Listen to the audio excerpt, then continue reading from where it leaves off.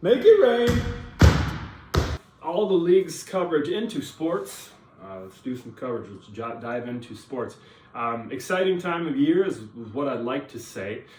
Instead, it is mid-February, and there's a deep abyss. There's a deep, dark void of sports right now. And we're going to fill that with our warm coverage here.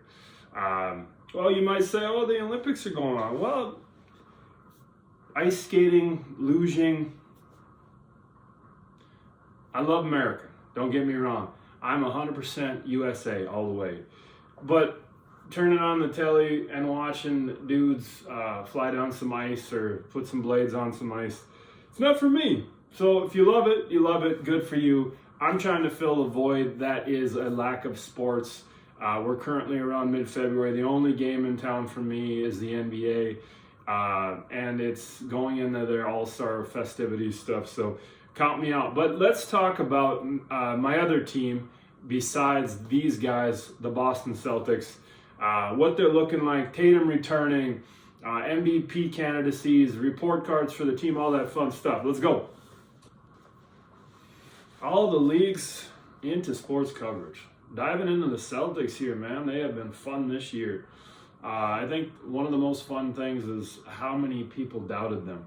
If you ask the experts, you ask 30 of them, 30 out of 30 would have said, oh, I see him missing the playoffs, maybe being the 10th or 9th seed in the play-in tournament and bowing out.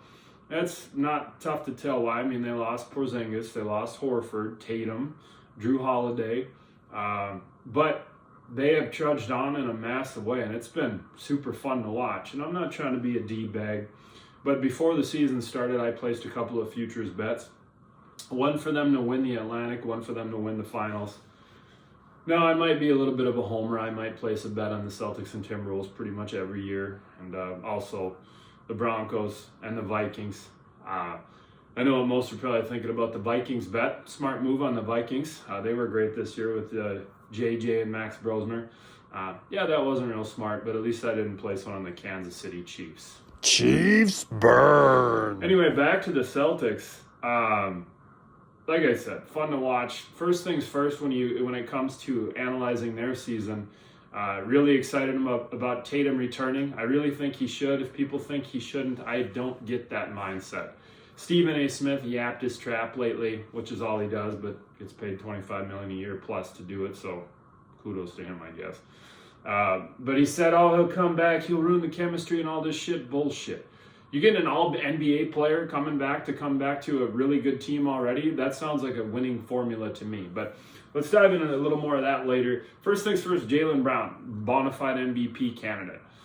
You can even dive into the dorky advanced analytics, the PE and the wins over replacement and the ROP and the OPP. I made that last one up. Great song by Naughty by Nature. But 30 points a game, 7 rebounds, 5 assists, 1 steal. And what sets him apart from the others, as far as Jokic and Puka Doncic, excuse me, he plays defense. Tyrese Maxey, etc. Cade Cunningham is up there, and rightfully so. They're number one in the East, and he is kind of a deserving candidate. I suppose some people might say SGA is deserving as well. I don't think so. I think he's overrated. But Jaylen Brown, not only does he play defense to go along with those gaudy statistics, compare that, but he took a team that all the experts said wouldn't even compete, and they are at the top of the East or in the top 2 or 3 of the East. So that's pretty impressive. But if you take a look at the rest of the roster, you're kind of thinking to yourself, wow, that's pretty underwhelming. Not so much though. Peyton Pritchard, Derek White, great guard play so far. They got a ton of forwards. Hugo Gonzalez, Baylor Shireman, the aforementioned Jaylen Brown, Sam Hauser, even Harper. He could be a guard forward. He's produced. I mean, he's been a big player. Simons was a big player for them for half the season, obviously got traded. Even their big men, you look at their bigs and you say to yourself, wow, that's going to be a rough night every night. Not so much. Keita and Garza have been amazing. Garza, Timberwolves guy, many years, then he moves over to the Celtics, so both my teams. he was always underwhelming for the T-Wolves for the most part. He gets a chance to play this year. Not only does he score in the post, which has always been his thing, he's moving his feet better on defense. He makes three-pointers at a consistent level. It was kind of a bittersweet thing to bring Vucevic over. I'm excited about it because of the overall lineup combinations. But seeing Garza lose minutes when he's been playing so well, that's a little bit disconcerting. But transitioning there, you're talking about the guard reviews, I'd give them a B. The forward reviews, I'd give them an A because of Jaylen Brown. Even the center, the big reviews, I'd give them a C plus B minus. And that was supposed to be an F. So outstanding. But talking about people losing minutes because of someone returning, that would be Jayson Tatum. He comes back. You don't just get a decent player, a good player. You get a great player, an all-NBA player, an MVP candidate from last year type player. There's not many 6'10" guys that can average 30, get you 12 rebounds, get you 5 assists, block shots, move their feet on defense, etc. I am super excited about the second half possibilities for the Celtics. I know Tatum isn't returning within the next 5 days.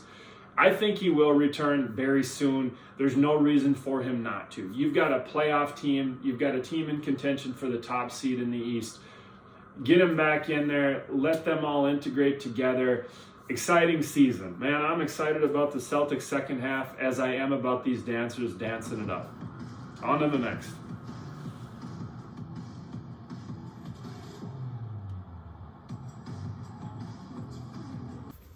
Make it rain.